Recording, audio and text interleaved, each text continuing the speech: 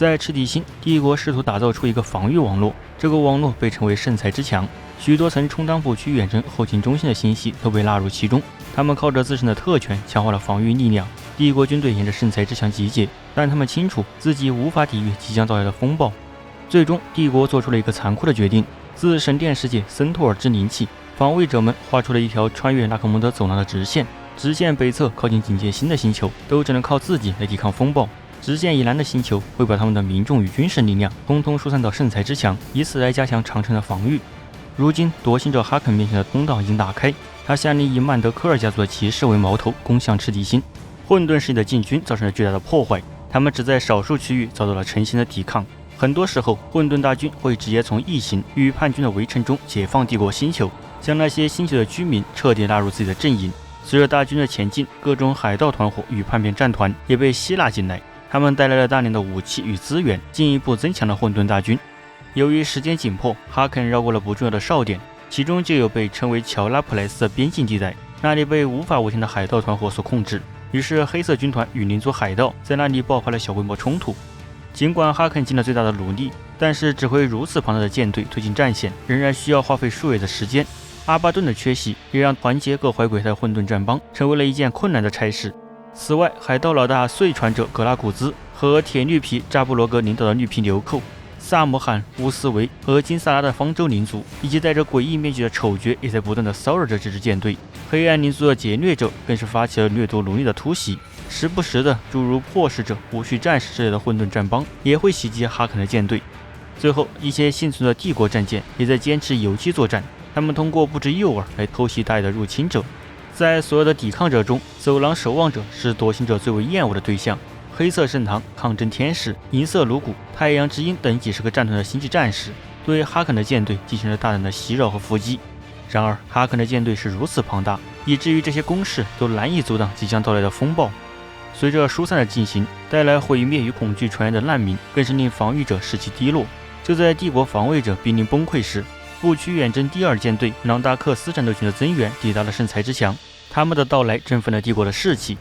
看到自己的部队得到了轮换，海军上将领主奎林普里斯卡提出建议，他希望带领尽可能多的舰艇进入拉克摩德走廊，在格拉基洛德峡岛阻击混沌舰队，以尽可能的减缓他们的速度，消耗他们的力量。这个计划最终得到了批准。很快，搭载着星际战士、战斗修女和中四风暴兵的舰艇就加入了他的队伍。只是队伍中的大多数人都知道，这将是一场单程旅行。尽管得到了增援，圣才之墙中的星系还是发现自己对即将到来的攻势准备不足，物资和武器被储存起来，食物和饮水也开始执行配给制度。几乎所有身体健全的公民都被征召入伍，甚至入境的难民都在踏上新世界前被要求进行抉择。在主教世界奥罗里，国教试图通过广播来鼓舞士气，但这并没有阻止像摩洛克和马杜克被骚扰与内乱席卷，就连星际战士都被要求前往贾哈尔星系平息叛乱。圣地长城以南的许多星球都被过度征收了资源，这让他们在面对其他威胁时变得脆弱不堪。在里达格星系，超过 95% 的星界军驻军都被征调至北方前线，这使得整个星系无力抵抗绿皮军阀古克罗格发起了哇。在小行星 GD38-B， 由于大量武器被强制征讨，潜伏于此的基因窃取者教派不得不提前行动来保护他们珍贵的资源。此外，原本驻扎于小行星矿场的帝国海军舰队也被征召离开，这使得矿场遭遇了克鲁特、黑暗灵族、诺斯塔里、德沃吉特等异形种族的劫掠。另一方面，阿巴顿也很清楚，一旦圣才之墙建成，将会成为阻挡混沌势力的极大威胁。因此，当哈肯的舰队向前推进的同时，阿巴顿的特工们也开始破坏帝国巩固圣才之墙的努力。来自阿尔法军团与还原者军团的小队成功引发了莱波尔德星系的全面内战，整编的星界军军团投入叛徒的怀抱，开始与自己的前盟友交战。与此同时，众多的星界军军团在暗中宣誓效忠混沌，等待合适的时机发起叛乱，而更多的叛徒则潜伏在防御者内部，他们在防线上留下漏洞，破坏补给和通讯线路，甚至进行黑暗仪式。但并不是所有行动都被无视了，审判庭在包括赤地星的许多关键地点抓捕了背叛者，许多审判官组成联盟来共同行动。军事审判庭的德雷莱梅尔乔、奥卡鲁沙、阿图维奇奇亚与异端审判庭的瓦泰瓦领导的圣域协约，同样7名来自异端审判庭、恶魔审判庭、圣盾审判庭、星际战士审判庭、诅咒审判庭与善邪审判庭的审判官组成了7分圣血来协调行动。不过，混沌大军并不是唯一活跃在拉克蒙德走廊的势力。血灵人大师乌里安·杜卡特带领黑暗领族入侵了拥有200亿人口的巴德星。他小心翼翼地选取了这个孤立的世界，混沌与帝国都无法及时干预这里。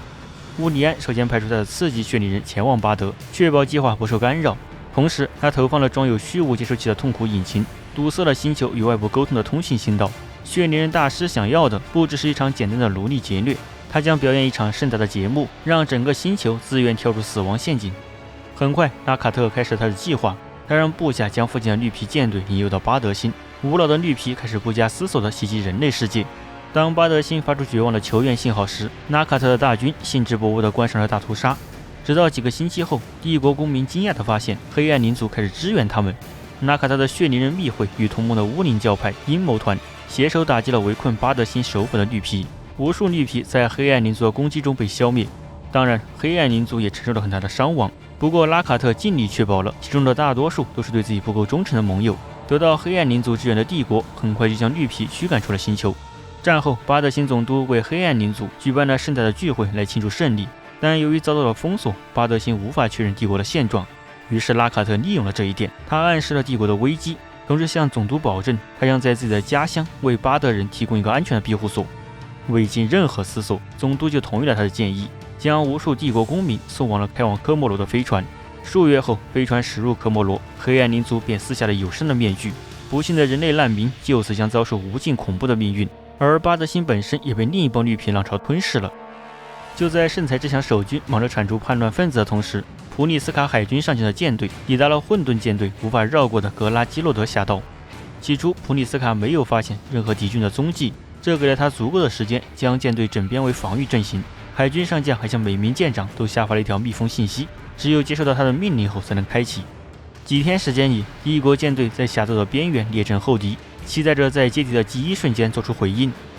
最终，在经过难熬的等待后，哈肯的旗舰诅咒先驱号出现在帝国舰队的视线中。普利斯卡的战士们迅速做出反应，第一波混沌战舰或是受困于雷区，或是被帝国先遣战舰伏击。虚无放大器和通讯干扰器阻塞了敌军的通讯频道。后续抵达的混沌战舰很快发现自己踏入了愈演愈烈的混乱之中。然而，随着每一分钟都有更多的混沌战舰进入战场，许多帝国舰长失去了冷静，试图撤退并脱离战线。普利斯卡则保持镇定，他下令将战舰列为坚韧的进攻切型，以大型战舰巩固切型边缘，保护类似的小型舰船与改装母舰。接着，他下令舰队全速冲向正在缓慢重组的混沌舰队，突破对方的右翼。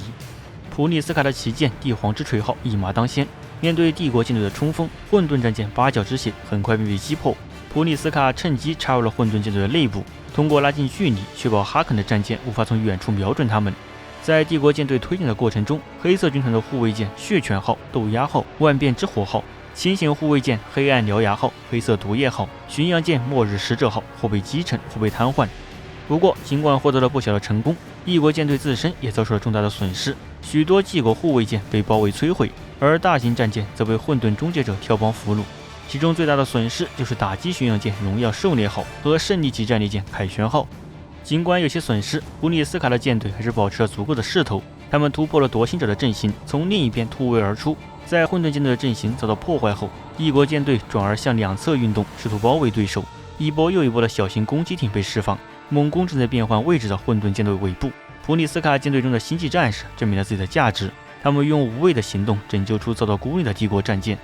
就在普利斯卡尽可能拖住混沌舰队时，夺心者设法重整了秩序。经过数小时的战斗，哈肯将他的舰队重整为巨鳄状的阵型，向帝国舰队发起最后的冲锋。以吞噬者的战斗驳船孔略之路号为先锋，几百艘混沌战舰直奔裂隙之主战团的战斗驳船壁垒号。精疲力竭的忠诚派星际战士尽力抵抗，却毫无机会。最终，尽管战斗到了最后一刻，帝国舰队还是被数量庞大的混沌舰队彻底歼灭了。只有小部分帝国舰队在战斗中幸存下来，蹒跚着返回了圣才之墙。普利斯卡本人被认定已经阵亡，他的计划只取得了无法言说的战果。大量帝国战舰遭到俘虏，混沌舰队应该很快能够填补损失。